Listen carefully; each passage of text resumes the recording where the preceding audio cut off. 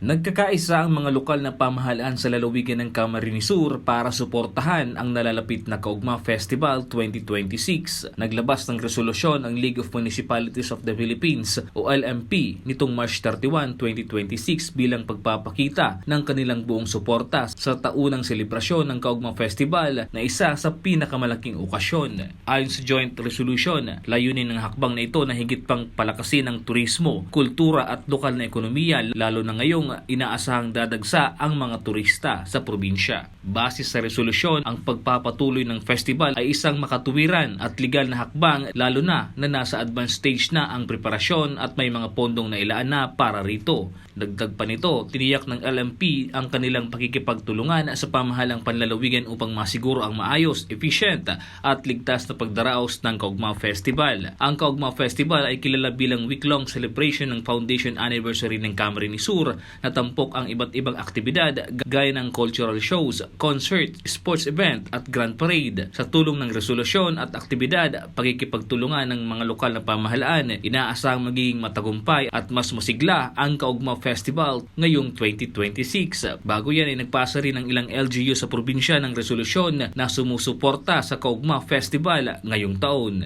Nick De La Cruz, CSN.